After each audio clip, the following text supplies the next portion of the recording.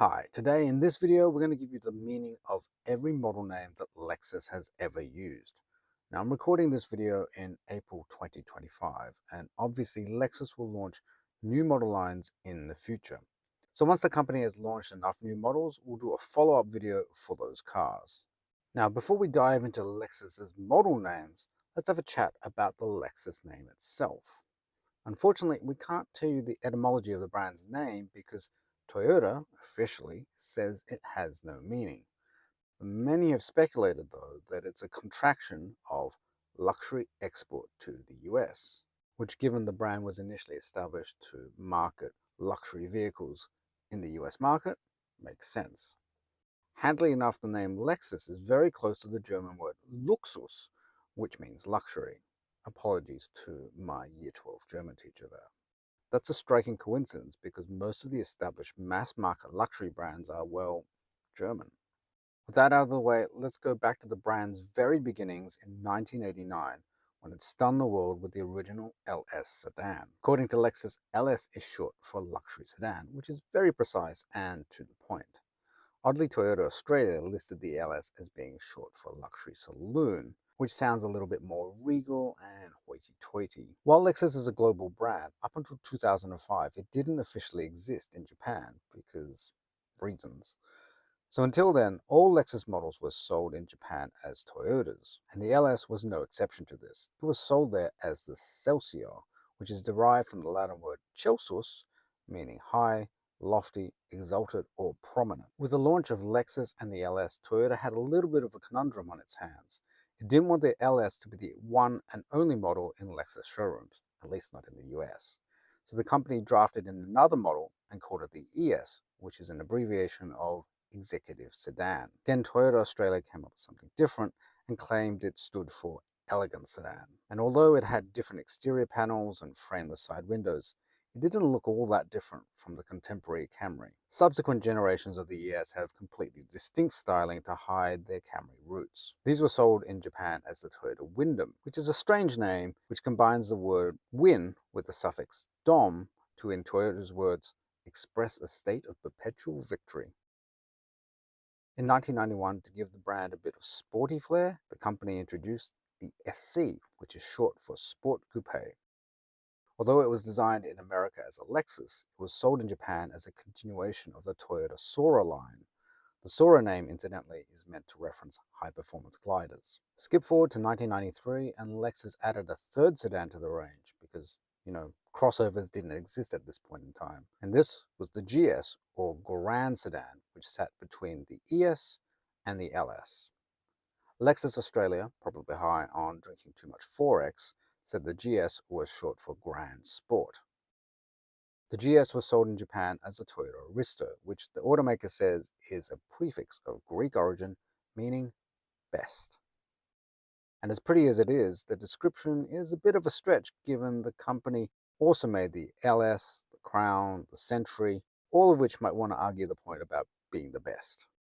Although Toyota essentially created the crossover market with the 1994 RAV4, it wasn't quite ready to come up with a car-based SUV-like model for Lexus just yet. So in 1995, to tap quickly into the growing market for SUVs, Lexus took the venerable Toyota Land Cruiser and slapped on some new badges. The name LX means luxury crossover, which is a bit of a misnomer given the term crossover is now used to refer to on-road passenger cars with off-roader styling. 3 years later, in 1998, though, Lexus did get around to launching its first proper crossover, the Camry-based RX, which, hold on to your etymology hats here, stands for Radiant Crossover. Perhaps unsurprisingly, the crazy Antipodeans manning Lexus Australia's marketing department decided to change the meaning of the acronym to mean Recreational Cross Country, which probably means it should be the RXX instead. Anyway, the RX was sold in Japan as a Toyota Harrier, which is named after the long-winged, slender-bodied bird of prey. Not long later, Lexus put a second entry-level sedan into its showrooms. Whereas the ES was larger and emphasized luxury and quietness, the new IS was a shot across the bow of the BMW 3 Series in an attempt to give the Lexus mark a sportier image, hence the name IS, or Intelligent Sport. Now, the IS was sold in Japan as the Toyota Altezza, which is Italian for height.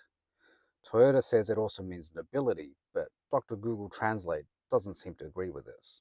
The original IS was also available later on as a funky hatch wagon fusionoid object.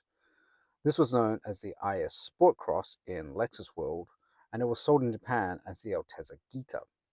Sticking with the Italian dictionary, Gita means trip or excursion, which is quite appropriate. With the release of the new Toyota Land Cruiser Prado in 2002, Lexus decided to add a second off-roading SUV to its range, the GX. Just as the LX SUV tries to draw an equivalence with the unrelated LS sedan, this new SUV is one step down the family tree from the LX, so it also got a G model name. Like the GS, the G stands for Grand, and consequently the GX is short for Grand Crossover, despite again not actually being a crossover.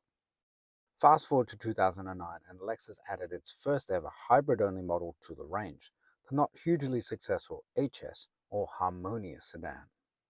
A year later, the brand added a completely different beast to its ranks. Not only did it have out there concept car styling and a screaming V10 engine, but also broke the company's long-standing two-letter naming convention. Before we reveal what LFA stands for, let's go back a little bit to the LFA concept that preceded it. The LF part of the concept's name stands for Lexus Future, and a lot of the brand's concept cars use this LF prefix. For production, the hyphen was dropped between the LF and the A, and the meaning of the name was changed too. Now the A indicated that the car was at the apex of the Lexus F line of sports cars. Lexus F is equivalent to AMG at Mercedes-Benz and M at BMW. The first full-fat F model was the V8-powered ISF, launched in 2007. The F name is derived from the Fuji Speedway that's owned by Toyota, and the curve on the logo represents the Speedway's first corner. Like its German rivals, Lexus also uses the F name in its F Sport trim line. F Sport variants typically have a sportier look, but usually no extra horsepower. In 2011, Lexus decided to have a second crack at a hybrid-only model, and introduced a less aerodynamic and more luxurious version of the Toyota Prius, which it called the CT, or Creative Touring Hatch. Lexus Australia, of course, was having none of that, and decreed that the acronym actually meant Compact Touring. Although the RX, with its car-like construction and efficiency, was one of Lexus's best-selling models, it took until 2014 for the company to launch a second proper crossover in the shape of the cheaper NX. Its name officially stands for Nimble Crossover because, yes, it's smaller, lighter, and a little bit less of a land yacht. In the same year, the brand also launched an IS-based coupe. Named the RC, its letters stood for Radical Coupe. In 2017, Lexus finally replaced the long-departed SC with a similarly striking and beautiful model known as the LC. As logic dictates, LC is short for Luxury Coupe. A year later, Lexus addressed the other end of its model walk with a third, even smaller and cheaper crossover, the UX, named because it is an urban crossover. At the turn of the decade, the brand swung to the other end of the pendulum, launching its largest and most spacious vehicle to date, the LM minivan, or people mover. If you've made it this far in the video, you've probably guessed that the name of this Lexus-fied Toyota Alphard/Velfire stands for Luxury Mover, as in Luxury People Mover. We've pulled up to 2022. This is the year that Lexus joined the EV party with its first dedicated electric crossover, the RZ. It's about the same size as the petrol-powered RX, so it's no surprise that the R in RZ is short for radiant, while Z or Z is short for zero, as in zero tailpipe emissions. In 2023, Lexus did another top and tail move, launching the pint-sized LBX for Europe. The LBX not only breaks new ground by bringing Lexus down to the B segment, but it's also the second car from the brand to have a three-letter name, which is kind of ironic given the vehicle's positioning. According to the company, LBX is short for Lexus Breakthrough Crossover. Speculation has it the company wanted to call the car the BX, maybe to signify that it's a baby crossover, but thought better of the name because for Europeans, the letters BX was more closely associated with a long-dead, angular little hatchback made by Citroën. As for the ginormous TX, it's not named because it's about the same size as the state of Texas. Rather, the letters stand for Touring Crossover. And on that oversized note, we've reached the end of our Lexus model journey, but we're not quite done yet with this video. As you've seen, Lexus model names don't follow a rigid convention like its German competitors.